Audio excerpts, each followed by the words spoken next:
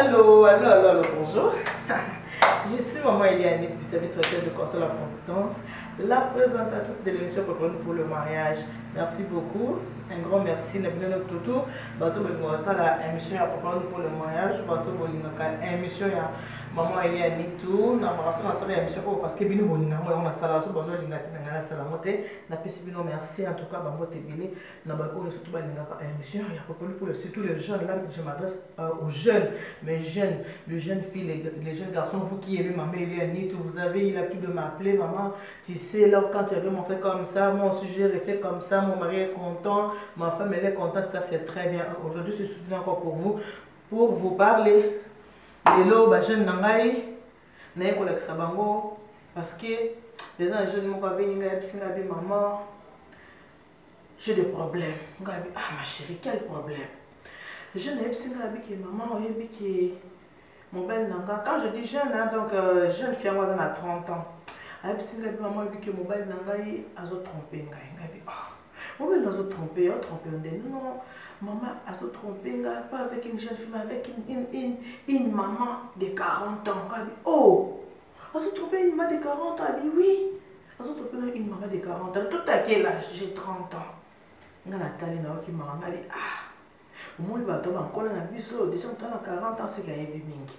Ce que jeune fille a 30 ans, peut-être qu'il y a des mingi qui passe, il y a des donc il y a des explications, il y a des si la pesca conseille pas naïe, bon, nous sommes dans le même cas. Moi, je vais la solution. Voilà pourquoi les lots, dans le salon, qui est bien, on a pas botané dans le salon, dans l'examen jeune fille. Nous avons dit que la pour maman 40 ans. Bah, je reçois une trentaine d'années, t'es tantine. Bah, lui, on a 40 ans. Les garçons, il a 35 ans. Yo, qui l'examen, comme mon boulot, c'est quoi? Tiki, moi, il a 30 ans. Aïe, qu'on l'a, c'est quoi? Moutozan a 40 ans. Après, t'as les jeunes, il a 35 ans. Ah, tantine, quoi, ça, on a trouvé pour un niveau, il y a taillé encore vraiment. Ah, bah, ça, là, bon, ça, là, bon, papa, les gens, ici. Eh, ma mère, mon nid, faut que nous en a poussière. Aïe, Marianne. Mon nid, attends, la cible, faut que nous en a poussière. Naomi, arrête de me faire rire. Hein?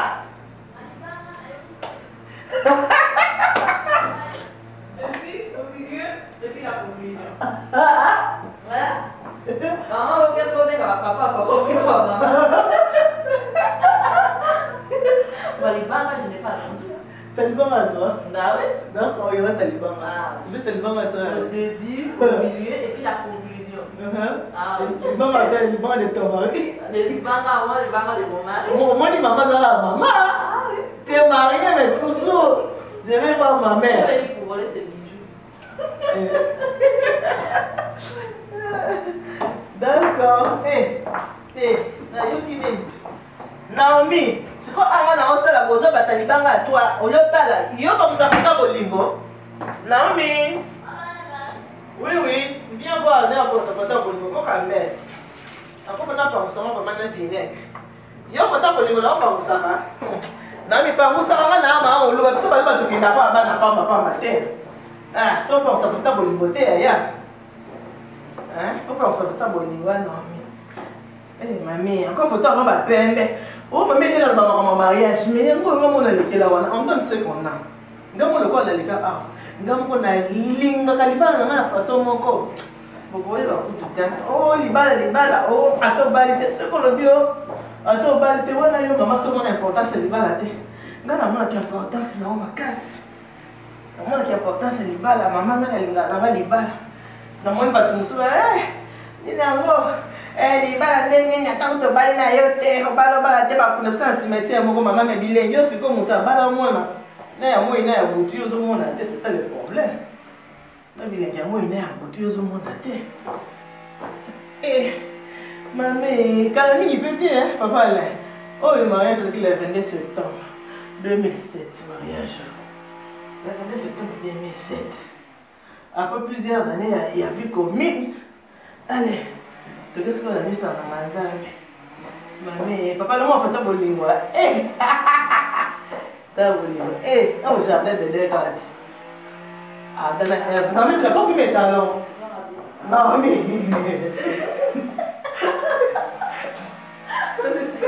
Non, tu vas tout prendre alors.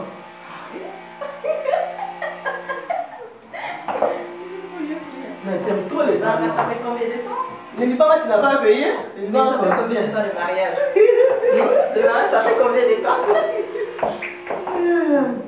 T'as grossi, hein?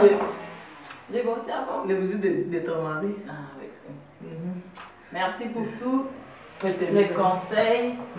Je vous conseille vraiment d'écouter ma Mélianie, toi.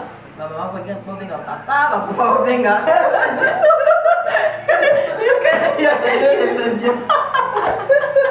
C'est rigolo? Oui, oui. Et c'est qui cette dame-là? Qu'est-ce qu'elle est méchante?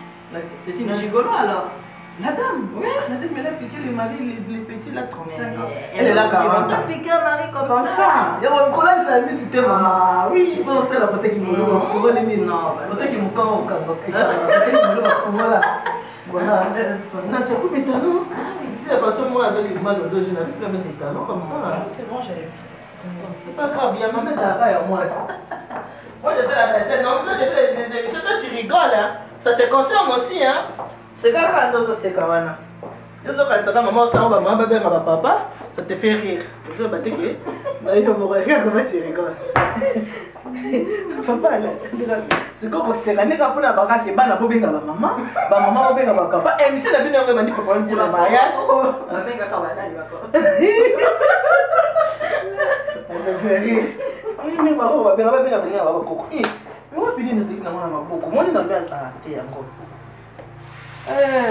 Bon, on peut comprendre que la télé-réalité, on a Naomi. Bon, Naomi, de toute façon, vous avez bien vous avez bien Naomi et tout. Eh, Naomi, on s'est changé comment? T'as changé le nom ou pas?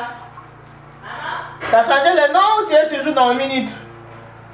Non, je n'ai pas changé. Ah, tu n'as pas encore changé? Non, je suis toujours Nito. Ah, tu n'as pas encore changé, hein? Non, non. Ok. Ça te va bien mes talons? Merci. Moi, je n'arrive plus les talons. Ouais, il n'y a pas de souci, ma belle. Ah non, sur la bassane, jeune, ah, papa, nous avons qui petit déj. Papa, il va vous taquer Allemagne. Parce que tant la tour Eiffel, il y a Antoine, maman Sophie, Nathan. C'est quoi, on a profité de ça dans le bassane. Dans ça, on a sauté par photo, on a en français. On est en français. Bon, on va manioca.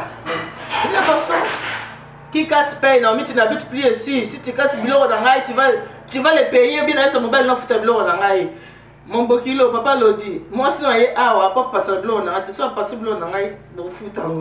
Donc, il y a quoi ici que ce bureau qu'on a ça demain. Tellement avant de ce soir, il y a une normal. Émission, oh, Yohan, non, le baron, on s'en a émission.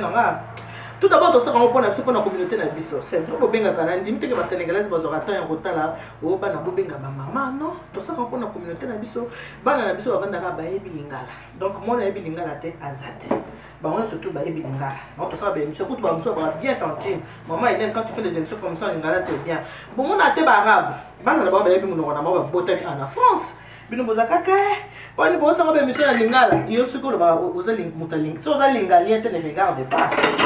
Aussi, quand on est sénégalais, c'est l'émission, ceux qui n'ont pas l'offre, ceux qui n'ont pas ça, on a qui ont l'offre, c'est ça, on a en français pour te dire que nous, on a ça qu'on a communauté, on a ça qu'on a communauté, mais biso, où est-ce que ma campagne? Surtout quand on a service traiteur, on est touché mon partenaire surtout, nationalité nios. Ce qu'on propose pour le mariage, au lieu qu'à Lingala, Otali, lobby Nazala qui n'a Nazaki n'a dit Château Rouge, dans l'équipe à Pasteur Francis Lola, à qui je dis bonjour et belé, leader, moi, ton Pasteur Francis Lola. Namoni Togolaise avec Osomba théâtre na biso. J'aime beaucoup les comédies congolaises. Mais avec Kalinga la thème, c'est pas dans mon cas basila basil pechanga abisa va m'apprendre à connaître les lingala.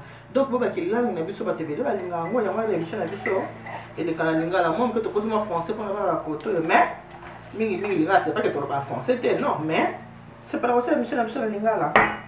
C'est pas français tout ça li nazana ba maniko na ngami balé pour nazana ngami balé oya rose ezaka pour na ça et na ba vert oyo ezaka pour na ba assiette pourquoi parce que ba sani tant soit que bloka kolia ezana solo quand ba sani ezana solo nango okozwa te oyo c'est là qui va vert osali yango so osani ozongisi yango so na verre ekomaka solo omona solo mabe neti biso bato okaka solo pamba malamu te yango nanga naza toujours na habitude ya kozala toujours na vinaigre soki naosala basani nanga natiaka yango toujours vinaigre mpona koboma solo natie vinaigre nanga na lenyoko nanga nasali basani nanga nasali batasi nanga soki komi na basani nazwi lingeka wana mosusu wana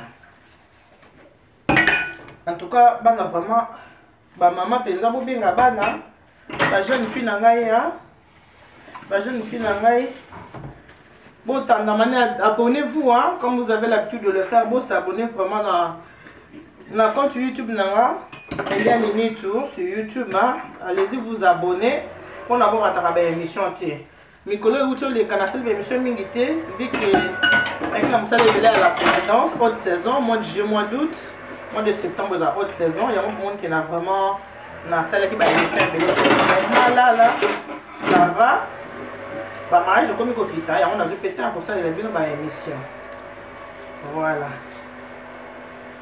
voilà on a ba jeune on a bien là sinon vraiment dit ah maman la dame elle a 40 ans moi j'ai que 30 ans elle m'a piqué en plus mon mari n'a que 35 ans maman voilà elle a dit ah attends quand la biso ba 40 ans lokola piqué moi na 30 ans ça la technique oh ya salé moi ce qu'on va ajouter de l'eau na la c'est moi na biso wana ndenge nini il est pas ko ça la peau a récupérer chéri na ye pour mi bali ba lo wa ba bébé mi bali to ebi bino ndenge bozalaka il suffit que bala biso moi muke na ndako oyo tozalaka te osala nini okimi on est to expliquer ka chéri na ok non chéri omoni anga na linga bona linga boye boko pate na bolimo hypocrisie za mabe olinga na gauche il fait ça na gauche olinga na droite il fait ça na droite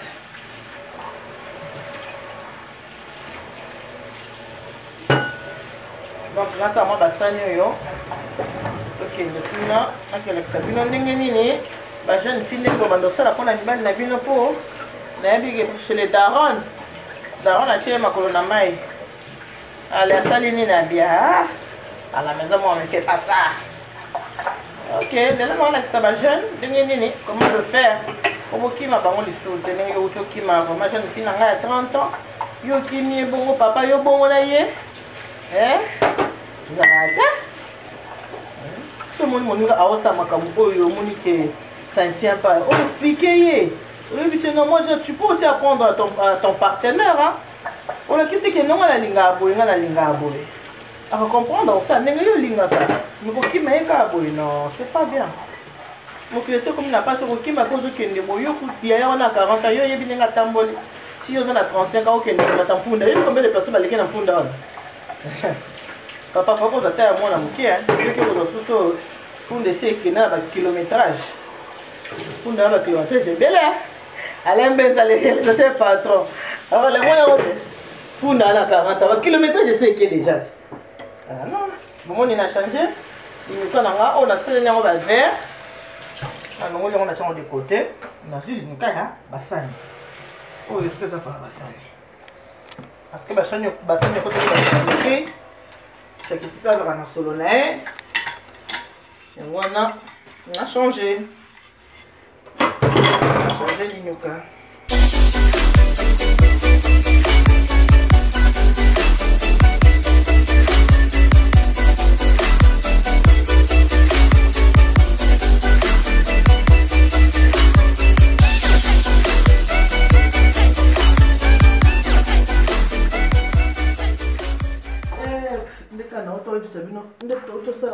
basani tout à l'heure et na chepé kia na mente et ma boko puis ma kale sala na ma boko kia on est bien en tête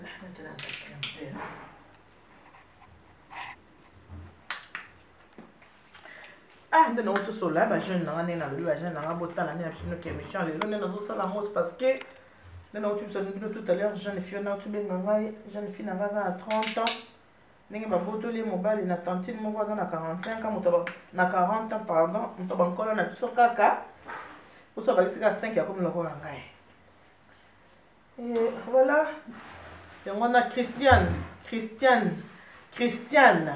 na répété soki 10 fois Christiane madame Bumbika na Belgique émission ofotala ngo tala émission oyo Il se fait tout aux années. Je sais là. Il se Ashley la salle. Ashley, ma belle. Faut ça la beau hein. À qui ne m'a pas pensé. Bon, on est dans autre qui cause quoi bassin là parce que papa autre cause petit déj naie. Là c'est quoi le ngalo boy. Yo muto benga kingo zoli là maman ni tout mon mari bazwinga ye la dame elle a 40 ans mon mari il a 35 ans moi même j'ai 30 ans et on est là sur boy. Moi bato basi basala kala bakola bongo bana ba technique ebele ya ndenge nini ya kozo mibali. Mobali azalaka lokwa mwana. Mobali azalaka lokwa ya bébé. Ozomona bébé azana posaka ya chaleur ya mama na ye. Bébé nyonso azalaka na posaka ka ata mutu muso amenie. So mama amenie ka oka basola libela santika ah elle c'est ma mère.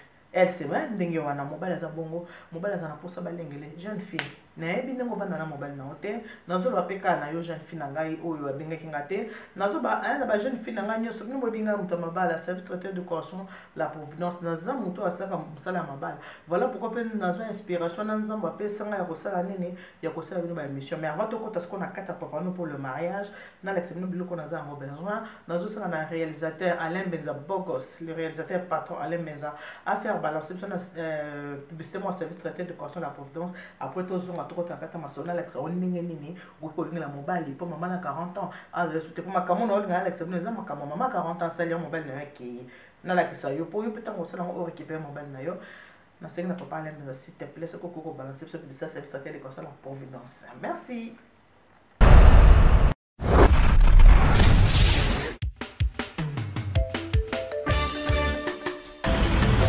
Alors, maman Eliane Mitou, elle tient pour vous les services traiteurs. Service traiteur, maman Nitou, la providence. N'a pas fait na biso surtout. Tout on s'en souhaite. Ah bon, c'est nos fêtes, nos bailler et comme le roi VIP. Tous vos événements, mariage, baptême, retrait d'œil, conférence. Donc il y a qu'à VIP. Maman Eliane Mitou met à votre service son service traiteur, la providence. Ne cherchez pas loin, il n'y a qu'une seule adresse. Location Ezali. Il y a un matériel, location ma voiture. Oh, ma CD, ma cassette, il y a mon rôle, nous parler des productions, ils ont très bien. Donc, nayo muto ngo bana. Nayo muto so bala que nous anniversaire à libala nayo. Une seule adresse. Nayo muto ko kisi soki 18 ngo anniversaire nayo. Je dis bien une seule adresse. Oyo zo ki bak. Oyo obani ministère no passer c'est le premier anniversaire église. Maman Nitou Ezali. Elle vous convient, elle nous convient aussi. Parce que elle le fait très, très, très bien. Service traiteur, la providence. Un seul endroit, un seul service traiteur. Service traiteur, la providence. Elle et nous, nous formons bloc parce qu'elle connaît bien son service traiteur, la providence.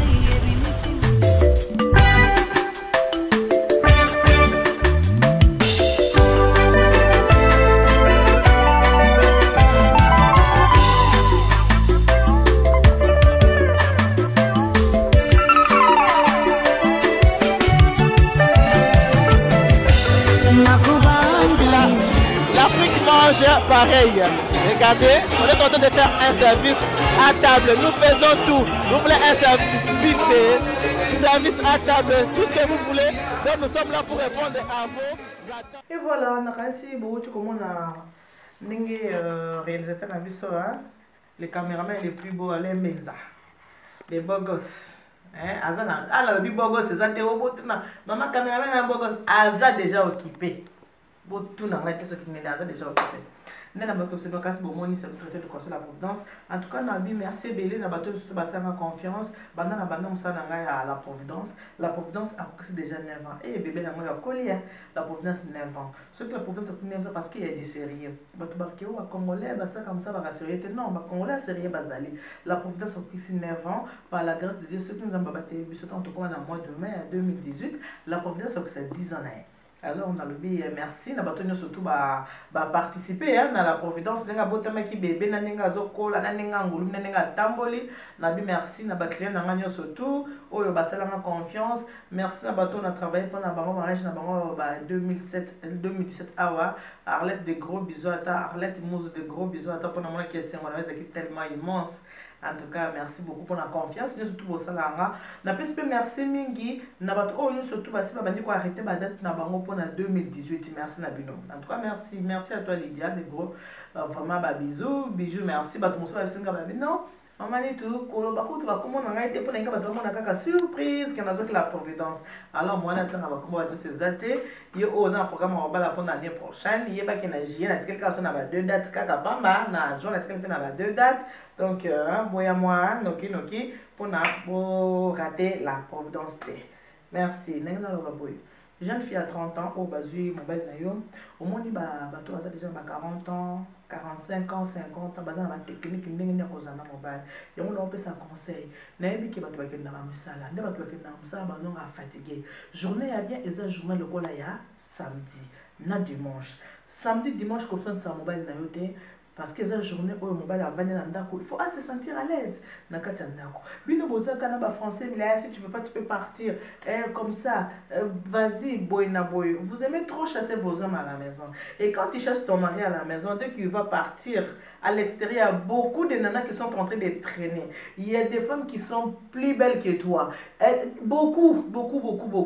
Alors, quand toi tu fais sortir ton mari de la maison, le mari quand va partir, quand le mari va tomber sur quelqu'un qui est mieux que toi, c'est là où tu commences à pleurer, tu commences à appeler, hey, maman, mais tu sais, et ceci, c'est là, machin. Si ton homme est parti, il n'est pas seulement parti comme ça, c'est toi qui l'as fait partir de la maison. Quand tu l'as chassé de la maison, le monsieur est parti comme ça, il est tombé sur une femme plus âgée que toi, une femme qui a plus de l'expérience par rapport à toi. Maintenant, la femme a tout fait. Apparemment, c'est photo bolingo, apparemment, c'est photo bolingo, tout à l'heure, tu as vu, non? Apparemment, c'est photo. Toi, tu crois que quand papa dit, tu regardes les émissions, non, ça lui fait du bien. Je ne le fais pas devant lui, il ne me voit pas quand je fais le ménage, parce qu'il travaille. Mais quand tu regardes les émissions, il voit, à mon absence, ma femme, elle est là, en train de reprendre sa photo bolingo.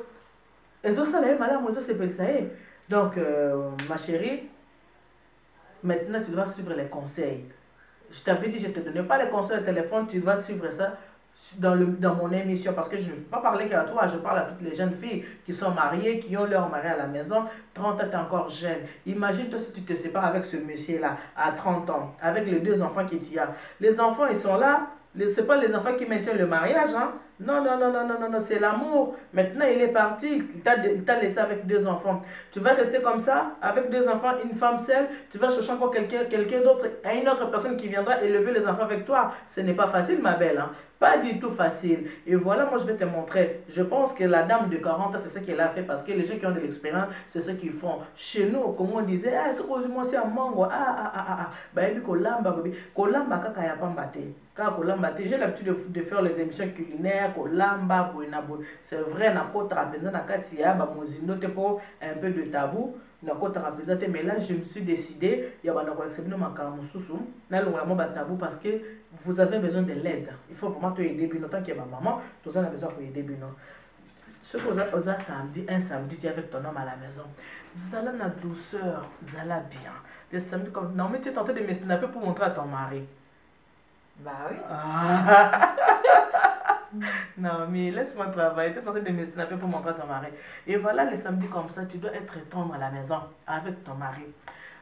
Un samedi. Bon, ça c'est rien. C'est rien ça.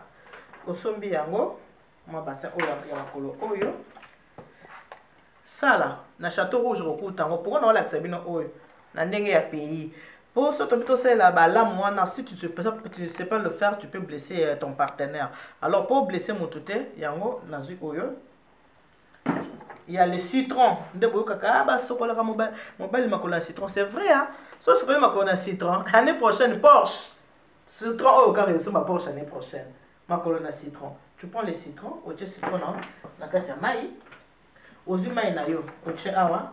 Aux citron, citron parce que non ça ma coloté papa zate si papa il était là dans la salle tapa nae pour na bomo na ndenge na recourse là mais comme il n'est pas à la maison je peux pas le faire et on a l'accepté no kaka botala Donc citron yango oyo ozwi enyuka na yo ozwi mai na yo otie mais nazangi kaka sel de mer nakendaki kosomba yango mais malheureusement ezalaki te mais soko mais ça ne t'empêche pas ya kosala mbali na makolo te ozwi gel douche n'importe quel gel douche moke kaka otie na kati ya mai na yo nayebi te est-ce que naza vraiment besoin natyela bino mai mpo bomona bien explication ekoki kana na besoin natya mai te voilà ozwi mwa n'importe quel gel douche otie na kati ya mai awa ntango okozwa yango bongo okamati mpe eau de colonne ozwi eau de colonne ofungoli mwa débouchon otie okamati otieli mobali na yo na se na makolo mobali na yo ozwi makolo voilà ozwi makolo otie na kati ya mai ntango otie makolo na kati ya mai okamati otiki vandi ntamba 15 minutes ozwi lenyuka c'est ça il faut pas rigoler boloba ah moi si tu le fais pas etali yo bakozwa mobali okamati oniki makolo mobali na yo oniki makolo mobali na yo niki yango très bien ntango oniki ye makolo tu prends ça là batalon ozwi oyo bandiko et comme ton enfant quoi, comme un bébé ntango osukolaka bébé na mo ntango osukola bébé na osala bébé na bamassage okamati obandi konika batalon na ye ouais frottant mpenza bien na citron oyo ekotaki bien na kati ya mai wana tout ça ba 15 minutes 20 minutes otiki mobali atie makolo parce que kobranche yango okama tobranche yango na courant eza kuna ezotoka makolo ezosala bien ntango atie makolo na mai boye avandi toi tu viens aussi à côté oui place mobile na vandaki yo pe yo vandi obandi kosona chéri ya makambo kokanga te kosona chéri makambo ntonga famille te ya kosala ba rapport te otala boye no bokomi kosola les projets d'avenir en avenir to koyi kosala nini toza déjà na bana eloko ni to kokosala pona avenir entre temps tant kosala bongo tango kosisa ko tango makolo na ye kosila tango misa makolo na mai ozwi mai wana obwaki yango ntango okoboka mai wana ozwi serviette opangusi makolo ya mobali na yo eza serviette nanga deja nasalelaka kasi ata etanga nakosomba nasombi te okamati opangusi mobali na yo makolo na ye malamu ntango opangusa ye makolo na ye bien ntango ozosala makambo oyo nyonso tu ndenge naza koexplike bo ntango ozosala makambo oyo mabele kolata pantalon te kolata te pe pull wana babinene wana bolataka wana comme à la maison je suis chez nous quand tu es choix tu as une façon de t'habiller quand tu es chez toi quand donc chez le parent tu as une façon de t'habiller quand tu es chez toi chez ton mari il y a aussi une autre façon de s'habiller quand tu fais comme ça là t'as biloko folata vous êtes qu'à deux à la maison si les enfants ne sont pas là pour samedi pour que notre travail attend monsieur pas bakoko ba ami et tout ça tu portes ça. On l'a dit moi kilote, quelque chose comme ça. Aujourd'hui moi kilote non voyez, on l'a dit. Moi cinglé sans soutien. Aujourd'hui moi cinglé non comme ça. On l'a dit. Au moins temps on l'a dit moi oh ça moi kilote. Tant aujourd'hui moi cinglé oh chez le colo. Tu vois? C'est le tchango boy. Imagine toi que j'enlève ma robe. Je prends ça, je porte. Ça fait comment? Ça fait sexy non? Tu mets ça, ou tu vois petite culotte, tu fais des va-et-vient, ok gauche, ok droite, ok, pour un petit rien retourner. Lui il est comme ça, ma colo bien trempé dans la maille. Atia ma colo maille, azo mon nom ozo mettre les bateaux, ok gauche. Yo comme ça, on a yo un petit pantalon, ozo pile mon robe, mais tu n'attires pas. Ozo quoi tirer te, tant ozo quoi tirer te, en sané. Ok, mais les bandes attendent quoi tirer les bandes sani. Ok, il pose la bise sur bana. Les autres qui boka bonaka na mabala. Les autres qui sont qui vont vendre, bon colis ba balis nege. Ozu moi le kono moko boy. Ozu moi bolati boy. Mané, monte ça et ça sexy. Osali moi boy. Ozu moi kilote na yo olati. Ozo suka mobile na yo makolo. O sukoli makolo na bien tango sukoli makolo mobile na bien à la fin o kamati serviette o pangusi makolo tango soko pangusa makolo mobile na yo oza déjà na mo mafuta na ya bien comme tango avandi tango zo sala makolo na bosa ni excusez-moi tango zo sala makolo o kamati moi fruit vraiment né moi pastèque boso kataki o présenter en kochaka boita boye bateke eza ye o présenter moi pastèque bi chérie s'il te plaît au PC abani kolia ma pastèque. Tant on lia pastèque nae. So mon raisin. Vas-y moi raisin nae. Attends moi raisin nae. Allez. Moi, raisin. Je te parce que quand on a raisin, je ne sais pas. Si je pêche ça, je ne ça, il y a banane. Je ne sais pas différer. Et ce qui est raisin, on peut se faire raisin pas maintenant. Si on peut se raisin. Peut-être que ça peut se faire raisin, c'est pour la raconter. À moi, on a la pastèque. Si on veut que ça pastèque à pas mal, on a pour sa pêche. Parce que aux yeux de maïs, au tché maïs à côté, maïs en gros. Si on a besoin de maïs, amélie maïs. Jus en gros. Si on a besoin de jus, amélie jus. Voilà ce que la tante là, la dame là de 40 ans, a jus mon bel na boy. En tout cas, on appelle ce mot tébélé na Rigo, les grands tauliers, hein, Papa Rigo. Papa Ringo, les grands tauliers, ça va camion bika avec la providence, ça va camion dans Moussala, les autres qui moi chaque nga habité. Nana Papa Ringo, Azakuna, les grands tauliers, à la ville Saint-Georges, n'a qu'il a tiré la camion, n'a pas ça pour Abou Mselangango. Au monde de la jeune fille, au tient mon bel makonamaï, au lati moi bouillé, tout ça, moi c'est un oiseau les calécanes. Ce pour les banzembo église au tché, ce pour les rao banzembo normal au tché, nga la zona pour obligé mon tout que faut banzembo église, na zona pour obligé mon tout que ko banzembo ya héritier té, wana za musala na ngate. Parce que dans ce moment ba tebeli bazo que ne pas église bazo bon manate. Ba pharisien ba tondi ebele. Na zona te pour obligé ko sala beauté non mutu na mutu ayebi nzala na ndenge nini azola na wana kati ya vie. Non mais comme ça na porte-monnaie maman na ngai, qu'est-ce que tu veux encore? Hein? Mais vas-y, fais les bisous. Non, mais tu n'es plus mon bébé, là, t'es marié maintenant. Ah non, ça ne change pas. Ça ne change pas. Quoi encore? T'as pas mal de bien.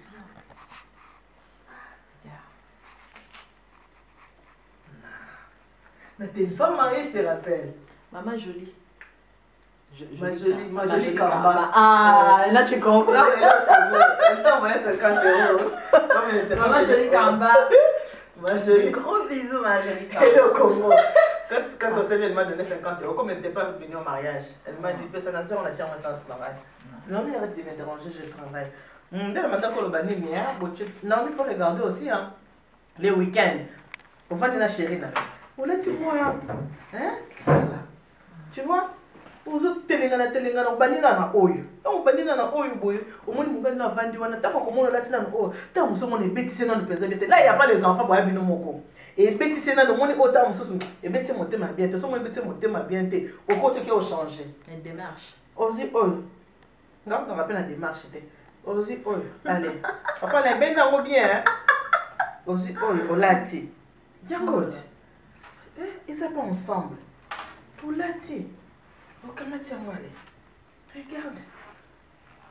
Olati, tango kolata tango mona liboso beteke motema te, tango mona ya mibale, yo beteka motema. Tango beti motema, mona asa nini akoza na besoin. Mais avant wana, tango bimisi makolone na kati ya mai, okamati mo mafuta, moi le oyo. Moi les autres, ça publicité à l'été moi les malonga pour solo est très important l'odeur très très importante. Hein, il faut pas avoir de mauvaises odeurs. Absolument oh boy, ça sent tellement bon.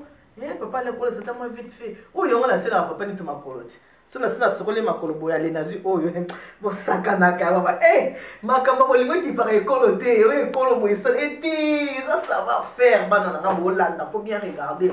Et ça on apprend tous les jours. Au moins ça nazi on n'a pas collé pendant ma makolo, n'a pas collé pendant ma makolo. Nazi n'a pas n'arrête de prendre mon argent, je t'ai vu. N'a pas collé prends seulement 20 €. Na pas collé na makolo, na pas collé na makolo. Tant que ça ko pas collé na makolo.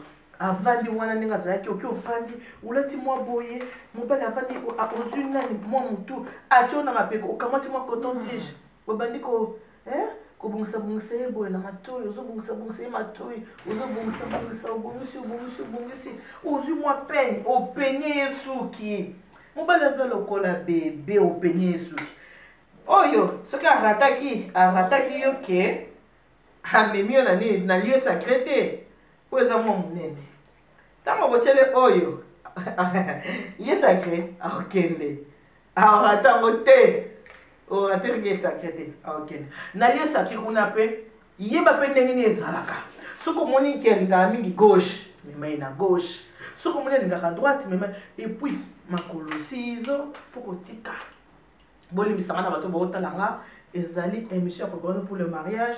Nous sommes en train de préparer nos jeunes pour qu'ils soient bien, que les laboyers à la tête. Ce côté émission à 4-4. Moi, je suis jeune, je suis 30 ans, habite en Timon, il y a 40 ans, à voter le mobile. Mais mon mobile, on est jeune par rapport à Tantine parce que le monsieur n'a que 35 ans. Ce que Tantine a parvenu au bimisa garçon, on n'a pas qu'il parce que la technique, oh, il y a un Tantine, on a un salé. Il y a un autre salé. Alors, jeune, bon profiter de quoi nous avons la technique, hein, il y a un go. Ce qui est chéri, na kati ya chambre. Tant que aussi ça m'a camouillé surtout, aussi ici à moi tout comme il faut. Ma chérie, vous avez moi serviette, hein? Vous avez moi serviette no boy, il y a propre. Ma serviette est appelée charté. Vous avez serviette, aussi eau de colonne, aussi moi petit pot, aussi moi pot d'ailleurs, aussi eau de colonne à katako. Après, vous commencez serviette, vous trempez. Vous pouvez aussi papa, hein? Nous autres papa. Et nous avons tatoué. Babouclé dans la botte à la thé. Babouclé dans la bibane de botte à la thé. Eh? Natacha, mon bel nom attend les locaux, attend la thé. Bon, attends, ce qu'on attend les actes d'éducation pour qu'il ait un peu moins en réalité. Au Kamati, vous pouvez aussi papa. Quand je dis vous pouvez aussi papa, aux hommes colo. Vous pouvez aussi nous autres papa, le corps de papa. Hein? Nous autres papa, pas éboué, c'est là qui bat dans la mokil. Au Kamati, on des colonnes. Au chien n'a qu'à maï, au trempé, au yo, au pangousi papa, nous autres papa, au sait qui côté nini, qui est bana, baya na mokili. Bato bien, mais si maman ni tout, aux autres sala na yo bien, aux autres ça bato kolamba, aux autres koloba pe ya koloba, mais il faut qu'on l'accepte bato musus basa nini, ba yeba. Il y a un moment qui est na sani qui est na l'accepte non boy parce que na zaki vraiment na souci, il y a jeune fille wana, nengi ya lipsinga qui est basu mobile na ye, il y a on a l'accepte bonaï qui est moto ba kola na biso ba technique na biso ba jean, il y a ba technique biso ba maman, il y a ngoyo. Bossa l'amour pour qu'on n'arrive plus à vous piquer vos maris. Vous avez trop de bouche, trop de blablabla, la colère, tout ça. Vous ne savez même pas respecter vos hommes. Vous savez, les gens qui ont déjà été divorcés, dès qu'ils se marient, ils ne font plus les mêmes erreurs. Parce que les déjà ils savent, ils connaissent déjà leurs erreurs. Pour être bien ou être je ne sais pas comment, on n'a pas besoin de divorce. Ce n'est pas ça. On a besoin de l'éducation, surtout d'écouter. Et mettre en pratique ce qu'on est en train de vous dire. Vous allez à l'église, hein, tous les dimanches, les lundis, les mardis, vous êtes à l'église. Mais tout ce qu'on vous dit là-bas, vous ne mettez pas en pratique. Alors, si nous sommes là, par la grâce de Dieu, c'est une grâce de vous enseigner. Bon, mais quand oh, il en pratique, pour na là, mobile, ba piquinga mobile, ba piquinga mobile, ba piquinga mobile. T'es encore jeune, à 30 ans, ba piquer mobile, avec tes 2 enfants, si vous m'accueillez et qu'à les sous-souter, tu vas chercher encore quelqu'un d'autre qui va encore t'épouser? Non. Famille recomposée, très difficile. Hein? Famille recomposée, ça facilité.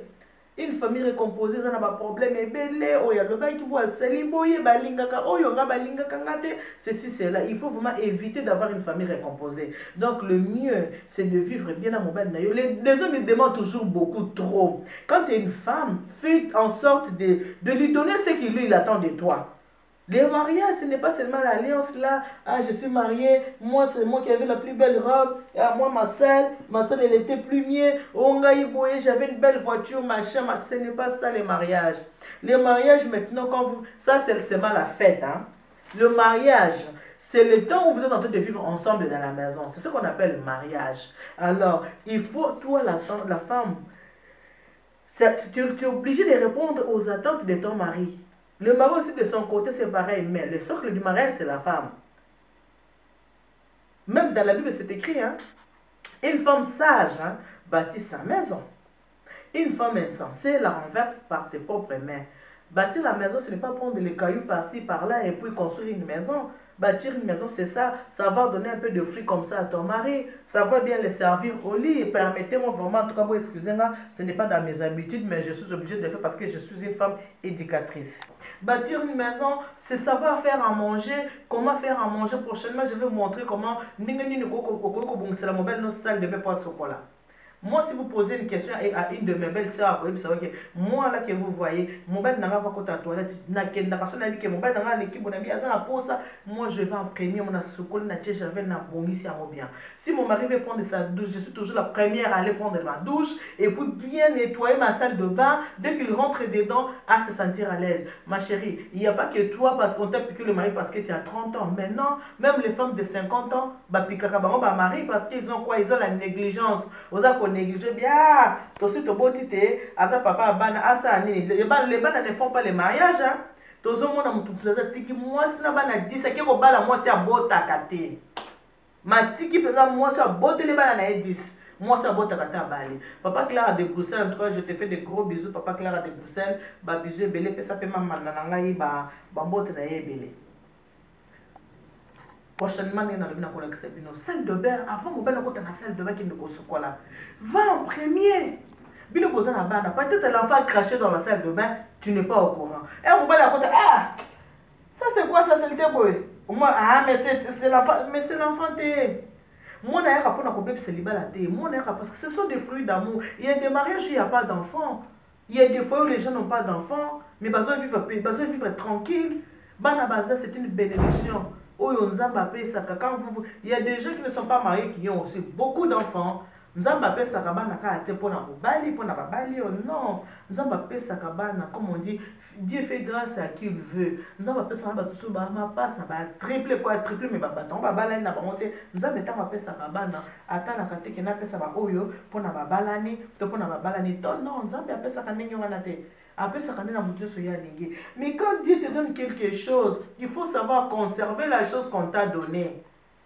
Conserver un mot ma chérie. Bana basi non bolela kamabala. Les hommes ne pleurent pas les mabala. Mibali ils s'en foutent hein. Au bout il a 12 ans, on a 13 ans qui ne goza mususu. Si quand on goza mususu a kuti bassin oyo. Abandi ko sukola e makolo. Bazu ba nickel banga bien. On décolle na kati. Moi citron na kati.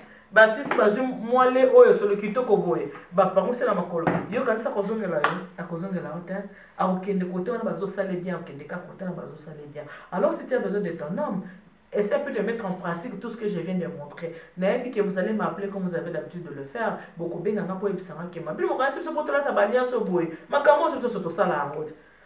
Je faisais ça avant que j'ai cette alliance. Jusqu'à le jour d'aujourd'hui, je le fais toujours. Parce que son assaillant en côté, Nabo il s'attend sur quoi il retoucher quelque part, il retoucher Fomukanda, au moins le peu mon sabi, tu connais qu'il y a un méga retoucher, qu'on a même maman quoi, comme méga terre, comme méga nous te pour vraiment bien bloc donc, dès le mariage, les balles dans l'alliance, ya, oh, quoi, on méga nous te pour simba terre, comme méga terre donc.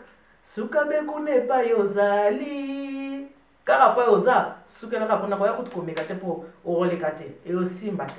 Et aussi mbate pourquoi? Parce que je sais entretenir mon mari, je sais comment entretenir ma maison, je prends soin de mon mari, je prends soin de ma maison, je prends soin de la famille pour qu'elle n'a gardé mon bel nanga et comme elle colle la maman Amazon n'a pas jusqu'à ce que la mort nous sépare. Na kanso ki nango besoin que ça ne le ponango.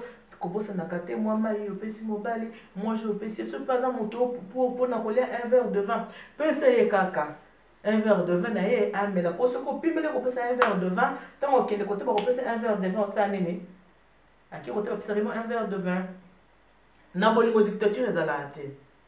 Kolbakete ngai montana tembe tembe koko botana ngo pe kotiki le vire. Après, ceux qui dominent, donc, moi, c'est ceux qui dominent. Mais, les vies, on se peut que les vies, c'est bébé qui m'ont appelé, Mikate Fane, ou, et Bobé, Komata. Nakanisi, pour les lobes, l'andina, il y a aucun de Kabouana, Bino, la PC, merci, Bella, ma grande sœur à moi, Nicolette, il y a Égide de Kibenga. Gros bisous à ma petite soeur Eugénie, connaissez qu'on à Toulouse, embrasse les enfants. Rite ma chérie, c'est pour bientôt, vraiment que Dieu soit avec toi. Naligi bino mingi, bino sobolinga maman il est ni tout, maman il est ni tout paye alinga bino mingi. Donc prochaine émission, bon abonnez-vous, bon tina ba camarade bino ba s'abonner pour que ba ataka ba émission théâtre, ba s'abonner pour ba ataka émission théâtre. En tout cas ba gros bisous, na bino surtout prochainement bon la émission sur Les autres, même ça, Rabino, toujours que l'émission dans la salle, et c'est la caté, ma camon, le côté de gauche à droite. Non, moi je parle du vrai, du vécu. Ce mon tabéinga qui est maman, Eliane, regarde ça, c'est la moindre émission pour qu'il ait aidé à ton sous na sali. Na comme ça, prochainement émission, non, comme quoi ça peut diriger dans comme moi, naïe. Non, maman a ça peut diriger dans comme moi, naïe. Donc, prochaine émission, pour qu'on là, il y a un gros wana. Vraiment, nous avons Nzambi Kalsap, God bless you, que Dieu vous bénisse. Je vous love, I love you. Mungu anubenisha, Nzambi anubenisha. Bye bye. Pour tous vos événements, que cela soit pour les mariages, anniversaires, baptêmes, colloques, conférences et séminaires, les salles des fêtes Monique vous propose un cadre idyllique où vous réunir. La salle Monique est là pour vous. Salle Pessamé Libino. Tous les là à Paris, la salle, il y a une salle à fête, il y a une salle à événement, il y a merci à Alain Benza pour Akanis Bisso, la salle Monique. Nos salles sont climatisées et sécurisées. Nous proposons à nos clients des devis compétitifs sur mesure avec de nombreux services, traiteurs, DJ, maîtres de cérémonie, photographes et caméramans. Non, la salle de fête est là, mais salle de fête Monique, il y a même d'ailleurs Katasco Masolo avec vendre ça j'ai normal à Paris. Au côté de la salle de fête, on se retrouver vraiment dans la salle de fête à Poto. N'hésitez pas à appeler. Ceux que vous avez de noter, appelez Alain Benza. Nous sommes ensemble. Alors c'est ce amis. Je suis de gagner déjà. Bien été. Tous on a 4 salles. Il y a 400 personnes Ezali, il y a 800 personnes Ezali, il y a 600 personnes Ezali, il y a 1000 personnes Ezali. Confort, il est là. Climatisé, appétissant, belle chaise, propriété, tout. Ah, t'es allé mettre aux orgueil. Alors n'hésitez plus et contactez-nous au 07 67 49 20 57 06 51 60 65 07 et au 01 71 34 84 88. Nos salles sont situées au 76 rue Moutier, 93 240 à Saint et aux 4 rue Armand Esder, 93 150 Le Blanc-Ménil. Bouganati sur le fait le Gabien en bonne et émiforme. Je dis bien émiforme. Contactez. Salle de fête Monique avec Alain Benza. Salle de fête Monique qui trop